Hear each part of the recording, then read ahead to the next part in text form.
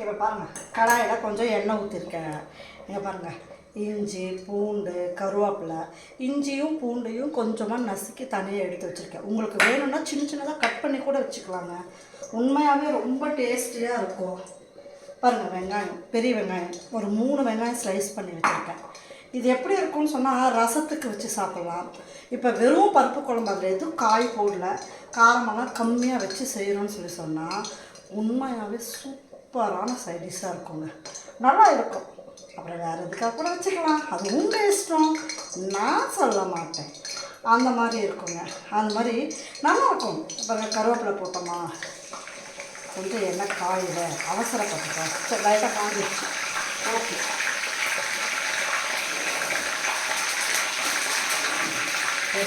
நல்லா கருவேப்பிலை பொரிச்சு வந்த உடனே என்ன பண்ணணும்னா, ஃபஸ்ட்டு இஞ்சி பூண்டு இதெல்லாம் போட்டு நல்லா வணக்கிடுங்க.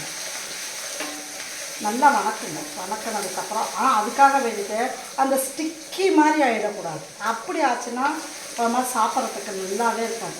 ஆனால் இது வாயில் கடிப்பட்டால் கூட ரொம்ப டேஸ்டியாக இருக்குங்க. பாருங்கள், இஞ்சி பூண்டு போடணும், எவ்வளோ அரோமா ஸ்மெல்லு பயங்கரமாக வருது, நல்லா இருக்குங்க. எனக்கு பிடிச்சிருக்கு. நீங்கள் ஒரு வாட்டி ட்ரை பண்ணி பாருங்கள், உண்மையாகவே நல்லா இருக்கும்.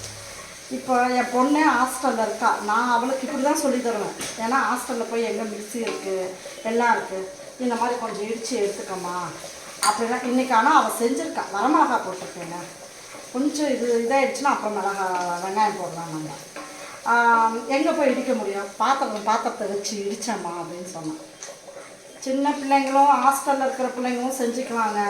அதே மாதிரி பசங்க இருக்காங்க, புதுசாக கற்றுக்குறாங்க அப்படின்னு சொன்னால் அவங்க கூட இந்த மாதிரி செஞ்சுக்கலாம். ரொம்ப ரொம்ப ரொம்ப டேஸ்டியாக இருக்குங்க. கொஞ்சம் மிளகுத்தூள் கடைசியாக போட்டு இறக்கணும்னா ரொம்ப நல்லாயிருக்கும்.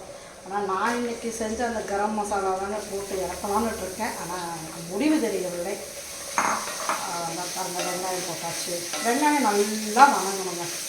நல்லா வணங்கினதுக்கப்புறம் தான் நீங்கள் சிக்கன் போடணும். அது வரைக்கும் சிக்கன் போடக்கூடாது. இது நல்லா வணங்கணும். நல்லா வெங்காயம் வணங்கினா நம்ம என்ன பண்ணணும், கொஞ்சம் உப்பு போடணும். உப்பு போட்டோம்னா வெங்காயம் சீக்கிரமாக நல்லா வணங்கிடும். இருங்க, நான் சிக்கன் போட்டோம். வெங்காயம் இப்போ நல்லா பிங்க் ஆயிடுச்சுங்க. நம்ம என்ன பண்ணலான்னு சொன்னால், இப்போ சிக்கனை தூக்கி போட போகிறோம். இது பிராய்லர் சிக்கன் தாங்க. இதுவே எனக்கு 700 ஆயிடுச்சு இந்த வாரம். எல்லாம் அப்படி தாங்க. பட்ஜெட் போட்டு வாழ்ந்தது விட்டால் நாமளே பட்ஜெட் மிஸ் ஆகிடும். அந்த அளவுக்கு அறிவு இருக்குது எங்களுக்கெல்லாம் அப்படின்னு நாங்களே நினச்சிக்கிட்டு இருக்கிறோம். அது என்ன ஆகுது எங்களுக்கு தெரியலைங்க. இதில் வேறு இருமல் வேறு வரும். சரி, ஓகேங்க, செஞ்சு முடிச்சதுக்கப்புறம் காமிக்கிறேன். இங்கே பாருங்கள், சிக்கன் ஃப்ரை பண்ணது எப்படி இருக்குதுன்னு சொல்லிட்டு ரொம்ப நல்லா இருக்குங்க. ரொம்ப சட்டில்டாக, காரம் இருக்காது, ஒன்றும் இருக்காது, ரொம்ப நல்லா இருக்கும். எம்மியாக இருக்கும். நீங்கள் செஞ்சு சாப்பிட்டு பாருங்கள், அப்போ உங்களுக்கு தெரியும் இது எவ்வளோ அழகாக சூப்பராக இருக்குதுன்னு சொல்லிட்டு. நான் சொல்கிறதுல உங்களுக்கு தெரியாது. ஆனால் கண்டிப்பாக சொல்கிறேன், ரசம் சாதம் அப்புறமா மற்றதுக்கு காரம் இருக்காது. ரசம் சாதம் நல்லாயிருக்கும். பருப்பு குழம்புக்கு சூப்பராக இருக்குங்க. ஆனால் அதில் காய் போட்டிருக்கக்கூடாது. ஓகேப்பா.